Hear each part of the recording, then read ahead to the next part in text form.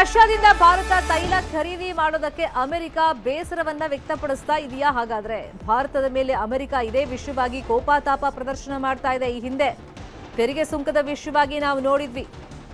ರಷ್ಯಾದ ಜೊತೆಗೆ ಕೆಲವೊಂದು ಒಪ್ಪಂದ ಮಾಡಿಕೊಂಡಿದ್ದಕ್ಕೆ ಅಮೆರಿಕ ಈ ತೆರಿಗೆ ಸುಂಕದ ಒಂದು ಹೊರೆಯನ್ನ ಭಾರತದ ಮೇಲೆ ಹೊರಿಸಿತ್ತು. ರಾಜತಾಂತ್ರಿಕವಾಗಿಯೇ ಅದನ್ನ ಬಗೆಹರಿಸಿಕೊಳ್ಳೋ ಪ್ರಯತ್ನವನ್ನ ಸರ್ಕಾರ ಮಾಡಿತ್ತು. ಈಗ ಜಾಗತಿಕವಾಗಿ ಈ ಯುದ್ಧದ ಪರಿಣಾಮ ಬೀರ್ತಾ ಇರೋದ್ರಿಂದ ರಷ್ಯಾ ಒಂದು ಅಭಯವನ್ನ ಕೊಟ್ಟಿತ್ತು. ತೈಲದ ವಿಷಯವಾಗಿ ಭಾರತ ಆತಂಕ ಪಡೋ ಅಗತ್ಯವಿಲ್ಲ, ನಾವಿದ್ದೀವಿ, ನಾವು ಕೊಡ್ತೀವಿ ಅಂತ ಹೇಳಿತ್ತಲ್ಲ. ಇದೇ ವಿಷಯವಾಗಿ ಅಮೆರಿಕ ಈಗ ಬೇಸರ ವ್ಯಕ್ತಪಡಿಸಿದ್ಯಾ, ಕೋಪತಾಪ ಪ್ರದರ್ಶನ ಮಾಡ್ತಾ ಇದೆಯಾ ಅಮೆರಿಕ ಭಾರತದ ಮೇಲೆ? ಭಾರತೀಯರ ಬಗ್ಗೆ ಅಮೆರಿಕದ ಟ್ರೆಸರಿ ಕಾರ್ಯದರ್ಶಿ ವ್ಯಂಗ್ಯ ಮಾಡಿದ್ದಾರೆ. ಭಾರತೀಯರು ಒಳ್ಳೆ ಆಕ್ಟರ್ಗಳು ಅಂತ ಹೇಳಿ ಸ್ಕಾಟ್ ಬೆಸೆಂಟ್ ಭಾರತಕ್ಕೆ ಅಪಮಾನ ಮಾಡಿದ್ದಾರೆ. ಭಾರತ 30 ದಿನಗಳ ಕಾಲ ರಷ್ಯಾದಿಂದ ಇಂಧನ ಖರೀದಿಯನ್ನ ಮಾಡಬಹುದು ಅಂತೇಳಿ ಸ್ಕಾಟ್ ಬೆಸೆಂಟ್ ಘೋಷಣೆ ಮಾಡಿದ್ದಾರೆ. ಇಂಧನ ಮಾರುಕಟ್ಟೆ ಸುಸ್ಥಿರವಾಗಿ ಇರಲಿ ಅನ್ನೋ ಕಾರಣಕ್ಕೆ ಈ ಸಡಿಲಿಕೆ ಅಂತ ಹೇಳಿದ್ದಾರೆ. ಇದೇ ವೇಳೆ ಜೊತೆಗೆ ನ್ಯೂ ಡೆಲ್ಲಿ ಒಳ್ಳೆ ಆಕ್ಟರ್ನ ಪಡೆದುಕೊಂಡಿದೆ ಅನ್ನೋ ಮೂಲಕ ಭಾರತೀಯರಿಗೆ ಅವಮಾನ ಮಾಡಿದ್ದಾರೆ ಸ್ಕಾಟ್ ಬೆಸೆಂಟ್. ಇನ್ನು ಗಲ್ಫ್ ರಾಷ್ಟ್ರಗಳ ಯುದ್ಧದ ಬಗ್ಗೆ ಪ್ರಿಯಾಂಕ್ ಖರ್ಗೆ ರಿಯಾಕ್ಷನ್ ಅನ್ನ ಕೊಟ್ಟಿದ್ದಾರೆ. ಕೇಂದ್ರ ಸರ್ಕಾರ ವಿದೇಶಾಂಗ ನೀತಿಯನ್ನು ಅಡಬಿಟ್ಟಿದೆ. ಅಮೆರಿಕದ ಉಪ ಕಾರ್ಯದರ್ಶಿ ಬಗ್ಗೆ ಖರ್ಗೆ ಕಿಡಿಕಾರಿದ್ದಾರೆ. ಉಪ ಕಾರ್ಯದರ್ಶಿ ಭಾರತವನ್ನ ಬೆಳೆಯೋಕ್ ಬಿಡಲ್ಲ ಅಂತ ಹೇಳ್ತಾರೆ. ಇನ್ನೊಬ್ರು ರಷ್ಯಾದಿಂದ ತೈಲ ಖರೀದಿಗೆ ನಾವೇ ಹೇಳಿದ್ವಿ ಅಂತ ಹೇಳ್ತಾರೆ. ವಿದೇಶಿಗರ ಹೇಳಿಕೆಯನ್ನ ಕೇಂದ್ರ ಸರ್ಕಾರ ಖಂಡಿಸಲ್ಲ ಯಾಕೆ ಅನ್ನೋ ಪ್ರಶ್ನೆಯನ್ನ ಕೇಂದ್ರ ಸರ್ಕಾರದ ಮುಂದೆ ಇಟ್ಟಿದ್ದಾರೆ. ಇಲ್ಲೂ RSS ವಿಷಯವನ್ನ ಎಳ್ತಂದಿದ್ದಾರೆ ಪ್ರಿಯಾಂಕ್ ಖರ್ಗೆ ಅವರು. ಇವಾಗ RSS ನವರು ಎಲ್ಲಿದ್ದಾರೆ? ಎಫ್ಸ್ಟೀನ್ ಫೈಲ್ ನಲ್ಲಿ ಏನಾದರೂ ವಿಡಿಯೋ ಇದೆಯಾ?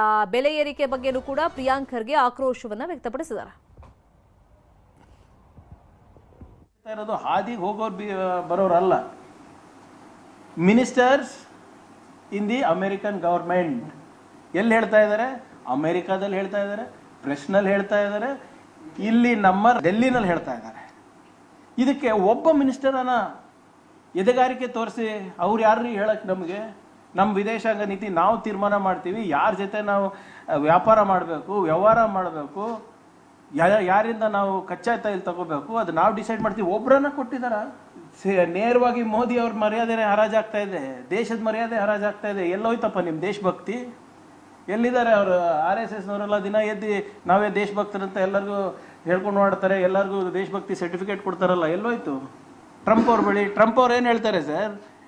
ನಾನು ಬೇಕಾದರೆ ಮೋದಿಯವರ ಕೆರಿಯರ್ನ ಡಿಸ್ಟ್ರಾಯ್ ಮಾಡಿಬಿಡ್ಬೋದು, ನಿರ್ನಾಮ ಮಾಡಿಬಿಡ್ಬೋದು, ನಾಶ ಮಾಡಿಬಿಡ್ಬೋದು, ಆದರೆ ಮೋದಿ ನನ್ನ ಒಳ್ಳೆ ಸ್ನೇಹಿತ, ಅದಕ್ಕೆ ನಾನು ಮಾಡ್ತಾ ಇಲ್ಲ. ಏನಿದೆ ಅವ್ರ ಹತ್ರ? ಅಂಥದ್ದು ಏನಿದೆ ಮೋದಿಯವ್ರ ಬಗ್ಗೆ? ಯಾವ ವಿಡಿಯೋ ಇದೆ? ಎಫ್ಸ್ಟೀನ್ ಫೈಲ್ಸಲ್ಲಿ ಏನಾದರೂ ಇದೆಯಾ? ಎಲ್ಲೋದ್ರು ಹರ್ದೀಪ್ ಸಿಂಗ್ ಪುರಿ ಅವರು, ನಮ್ಮ ಇಂಧನ ಸಚಿವರು, ಎಫ್ಸ್ಟೀನ್ ಅಂದ ತಕ್ಷಣವೇ ಸಾಲ್ಗಟ್ಟೆ ಪ್ರೆಸ್ ಕಾನ್ಫರೆನ್ಸ್ ಮಾಡಿದ್ರಲ್ಲ. ಇವತ್ತು LPG ದರ ಎಷ್ಟಾಗಿದೆ, ಕಚ್ಚಾ ತೈಲ ಎಲ್ಲಿಂದ ತರ್ತಾ ಇದೀವಿ?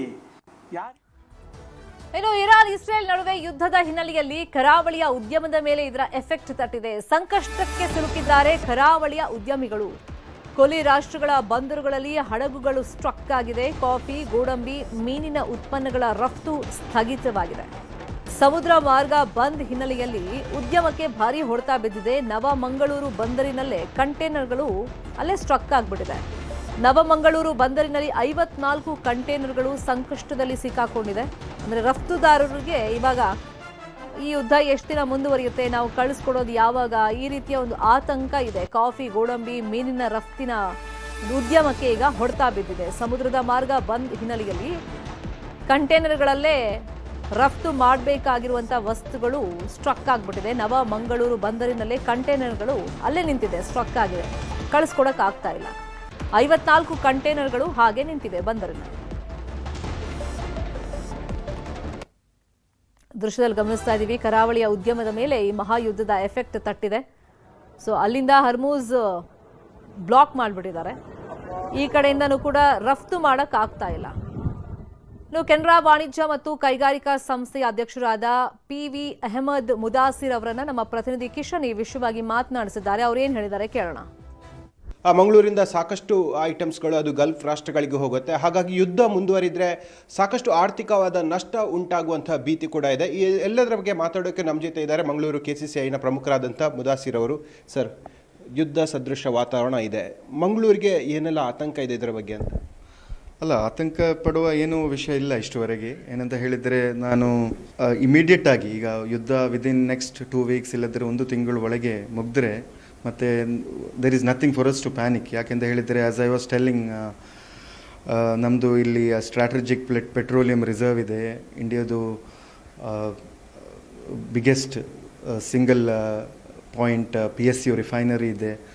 ಸೊ ಒನ್ ಆಫ್ ದ ಪ್ರಮುಖವಾಗಿ ಏನಂತ ಹೇಳಿದರೆ, since Middle East is one of the biggest supplier ನಮಗೆ ಕಚ್ಚಾ ತೈಲ ಮತ್ತು ಅನಿಲ ಆ ವಲಯದಲ್ಲಿ, since they are the biggest supplier. Problem will be only if the war 1-2-3 ತಿಂಗಳು ಮೇಲೆ ಹೋದರೆ ಮತ್ತೆ we have to see what happens. ಮಂಗಳೂರಿಂದ ಮಿಡ್ಲ್ ಈಸ್ಟ್ ಕಂಟ್ರಿಗಳಿಗೆ ಏನೆಲ್ಲ ರಫ್ತಾಗತ್ತೆ, ಇಲ್ಲಿಂದ ಯಾವುದೆಲ್ಲ ಐಟಮ್ಸ್ಗಳು ಹೋಗುತ್ತೆ? ಇಲ್ಲಿಂದ ಮೇಯ್ನ್ಲಿ ಈಗ ನೋಡಿದರೆ ಅಗ್ರಿ ಕಮಾಡಿಟೀಸ್ ನಮ್ಮದು ಕಾಫಿ ಇದೆ, ಮತ್ತು ಗೋಧಂಬಿ ಇದೆ, ಮತ್ತು ಫಿಶ್ ಪ್ರಾಡಕ್ಟ್ ಇದೆ. ಅದು ಅಷ್ಟು ದೊಡ್ಡ ಜಾಸ್ತಿ ಮಾತ್ರದಲ್ಲಿಲ್ಲ ಫಿಶ್. ಮತ್ತು ಪೆಟ್ರೋಕೆಮಿಕಲ್ಸ್ ಪ್ರಾಡಕ್ಟ್ಸ್ ಇಲ್ಲಿಂದ ಬಂದು ವ್ಯಾಲ್ಯೂ ಎಡಿಷನ್ ಆಗಿ ಎಕ್ಸ್ಪೋರ್ಟ್ ಆಗ್ತದೆ. ಸರ್, ಈಗ ವಾರ್ ಸಿಚುವೇಶನ್ ಕಂಟಿನ್ಯೂ ಆದರೆ ಯಾವ ರೀತಿಯಾಗಿ ಹ್ಯಾಂಡಲ್ ಮಾಡಬೇಕಂತಿದ್ದೀರಿ? ಆ ಬಗ್ಗೆ ಏನಾದರೂ ಸಭೆಗಳು ಏನಾದರೂ ಆಗಿದೆಯಾ, ಹೇಗೆ? ಇಷ್ಟುವರೆಗೆ ಸ್ಪೆಸಿಫಿಕಲಿ ಆಗಿ ಏನು ಬರಲಿಲ್ಲ. ಮಂತ್ರಿ ಪಿಯೂಷ್ ಗೋಯಲ್ ಅವರು ಮೊನ್ನೆ ಈ 1-2 ದಿನ ಮುಂಚೆ 3rd of March ಅವರು ಒಂದು ಇದರದ ಬಗ್ಗೆ ಇಂಟರ್ ಮಿನಿಸ್ಟೀರಿಯಲ್ ಮೀಟಿಂಗ್ ಏನು ಕರೆದಿದ್ದಾರೆ ಅವರು ಮಾತ್ರ.